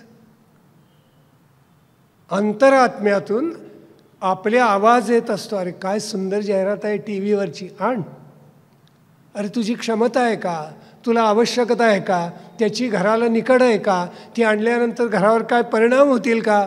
नाही. जे जगात दिसते त्यांनी घर भरलं पाहिजे. म्हणजे आपण निचेरवच आहोत की, आपण परिचरच आहोत की. आपण तेच करतो ना. जगात जे दिसतं ते मला पाहिजेच. पूर्वी आम्हाला घनपाठी गुरुजी अत्यंत वंदनीय, आजही वंदनीय आहेत. आणि पूर्वीच्या पिढ्यांना असतच वंदनीय पूजनीय. चांगलं खेळाडू व्हावं, चांगल्या वाङ्मयाची निर्मिती करावी, असे ध्येय आमच्या पिढीला आम्ही पाहिलेलं आहे. आता कुठली नटी जास्ती अर्धनग्न कशी दिसते, तिचा पोशाख मी अंगात केव्हा घालीन, इतका निर्लज्जपणा दाटलेला आहे. हे सगळे निचेरवन परिचर आहेत. भयान आहे, अंगावर काटा आणणार आहे. की जीवनाचे आदर्श तरी कोणते असावेत? माणसं हेच करतात. काय जाहिरात अशी मांडतात ना, सगळ्याच्या जाहिराती, दारूच्या जाहिराती. आता निदान त्या तंबाखूला बंदी घातली, सिगारेटला बंदी घातलेली आहे. या देशामध्ये दारूबंदी आहे, काही ठिकाणी आहे, काही ठिकाणी नाही. एक दिवसाची दारू पिली नाही, त्याचं गणित मांडून दाखवले तज्ज्ञांनी, 3 वर्ष भारत सुखाने जगेल. इतक्या कोटींची दारू प्रतिदिनी माणसं पितात. अरे, म्हणजे बहुसंख्य जन असे करणारे निचेर व परिचर आरण्यकच आहेत ना. आरण्यक म्हणजे त्याच्यामधले चोरी करणारेच आहेत ना. म्हणून शिव सावध करतोय, हे तुम्ही करू नका. तुमचं जीवन अर्थकामासाठी नाही, धर्ममोक्षासाठी आहे. हे आमच्या धर्मसंस्कृतीने सांगितलं, म्हणून ते टिकून आहेत. पुढे सांगितलेलं आहे नमस्सृकाविभ्यो, 3 प्रकार सांगितले. सृक म्हणजे ज्याच्या हातात शस्त्र येतं, शस्त्रधारी चोरांना सृकावी म्हणतात बरं का. ठार करून चोरी करणारे त्यांना जिघांसक म्हणतात. आणि शेतीचा व्यवसाय असणारे पण मालकाचं धान्य कसं चोरून नेता येईल त्यांना मुष्णन्तः म्हणतात. आता क्षेत्रामध्ये जे जे चांगलं आहे ते पळवणारे चोर असतात. आपलं तेज, आपलं सत्व, आपलं ओज, आपली स्मरणशक्ती, आपली धारणाशक्ती, आपली देहाची क्षमता कमी करणारी व्यसनं आहेत. हे सगळे मुष्णन्तः आहेत असं लक्षात ठेवा. त्या चोरांना आवरणारा कोण आहे तर तो रुद्र आहे असं लक्षात ठेवा. नमः उष्णीषिणे म्हणजे शिरोभूषण बांधणारा तोच आहे. लाकूड फाट्याच्या निमित्तानं तो डोंगरावर जातो, गिरीवर जातो आणि तिथल्या लोकांची वस्त्र काढून घेतो. असा जो शिव, त्याला मी वंदन करतो. नर्मदा परिक्रमेमध्ये अशी माणसं भेटतात, अंगावरचं वस्त्र काढून घेतात, आपल्या चिंधी ठेवत नाहीत, एक वल्कल गुंडाळायला देतात, म्हणजे जा आता नर्मदा परिक्रमा करा.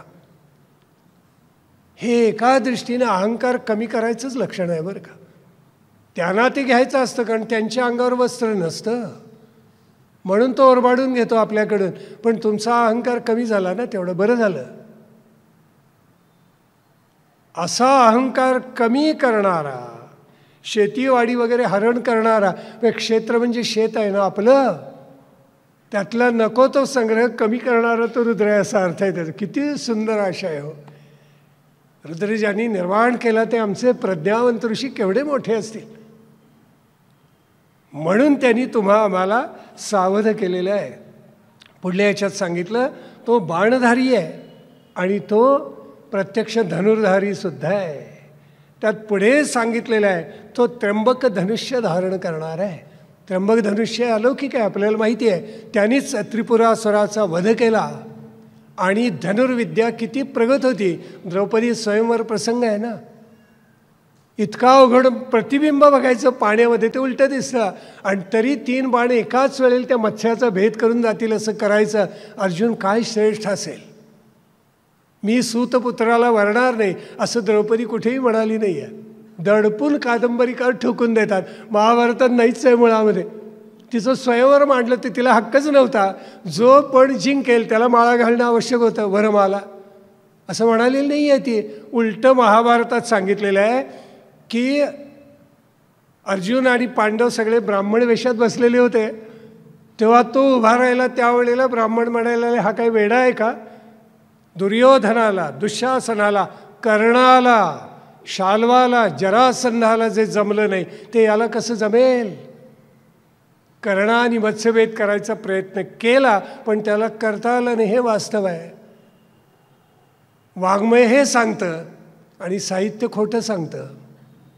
कारण साहित्य पुरस्कारावर डोळा ठेवून लिहिलं जातं आणि वाङ्मय अनंत युग विश्वकल्याणासाठी लिहिलं जातं. हा भेद आहे दोन्हीमध्ये. म्हणून तो धनुष्याच्या प्रत्यंचाला जोडून त्याच्यावर बाण धारण करणारा, शरसंधान करणारा असा तो रुद्र, त्याला वंदन आहे. यच्छद्भ्यो म्हणजे पुन्हा ते प्रत्यंचा ताणणारा आणि बाण सोडणारा.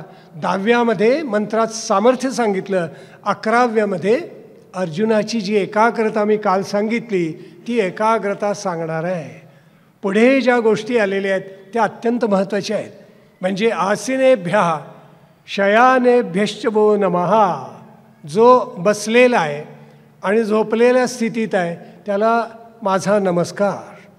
झोपी गेलेल्या आणि जागृत अवस्थेत असलेल्या या रुद्राला माझा नमस्कार. उभे राहणाऱ्या आणि धावणाऱ्या त्या रुद्राला माझा नमस्कार. म्हणजे आपली सगळी क्रियाकर्म जी असतात ती रुद्ररूप आहेत, शिवरूप आहेत. म्हणून मानसपूजेमध्ये शेवटी आपण म्हणतो आत्मा त्वं गिरिजा आणि यद यद कर्म करोमि तत्तदखिलम शंभो तवाराधनम. आपली कर्म शिवरूप व्हावीत हा अर्थ आहे. पुढे सांगितलं नमस्सभाभ्यः सभापतीभ्यश्च वो नमः. सभापती म्हणतात ना दिल्लीत बसणाऱ्या मुख्याला, तो सभापती इथून घेतलेला आहे. आपल्या सगळ्या शासकीय संस्था जवळजवळ 250 त्याची ब्रीद वाक्य संस्कृतमधली आहेत आणि तरी संस्कृत नको म्हणतात. ही सगळी संस्कृत वचनं धर्माधिष्ठित आहेत. म्हणून महाभारताचे उद्योग पर्वामध्ये आलेले न सा सभा यत्र न सन्ति वृद्धाः न ते वृद्धाः येन वदन्ति धर्म. ती सभाच नव्हे की जिथे वृद्ध नसतात. वृद्ध म्हणजे ज्ञानवृद्ध. नाहीतर जे वृद्ध होते भारताला स्वातंत्र्य मिळालं ज्यांच्या हातात सत्ता गेली ते ज्ञानवृद्ध नव्हते, नुसतेच वृद्ध होते. म्हणून या राष्ट्राला निधर्मी करून टाकलं, नाश केला सगळ्या राष्ट्राचा. न ते वृद्धाः, त्यांना वृद्ध म्हणजे ज्ञानवृद्ध म्हणताच येत नाही की जे धर्माचं उच्चारण करत नाहीत. काय सुंदर परंपरा, अलौकिक आहे. किती या प्रज्ञावंतांना साष्टांग दंडवत घालावं. सांप्रत लोकसभा राज्यसभा ती सभापतीच्याच आज्ञेखाली चालते. पुढे अश्व म्हटलेलं आहे. घोड्यांचं शरीर असणाऱ्या अश्व हे विश्वाचं प्रतीक मानले बरं का उपनिषदामध्ये आहे. ईशावास्य उपनिषदापासून अनेक उपनिषदामध्ये. तेव्हा विश्वात्मक अश्वशक्ती मानली जाते ना. घोडा कधी बसत नाही, बाकी जनावरं बसतात पण घोडा कधी बसत नाही. हे घोड्यावर ती अश्वशक्ती आहे.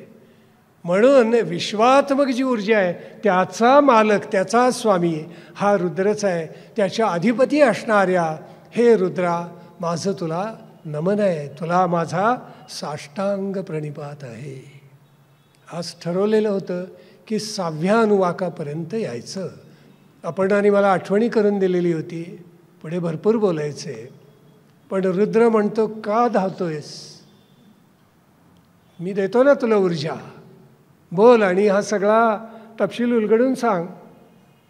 तपशील याचा अर्थ तपामुळे प्राप्त होणारे शील बरं का.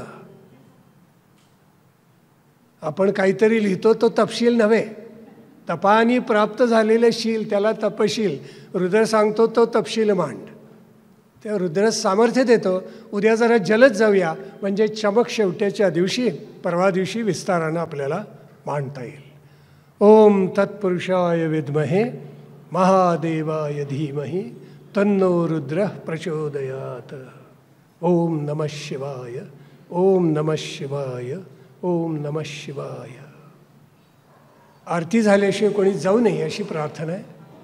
गुरुजी आपण आरतीला वहिनीसाहेब आपण या.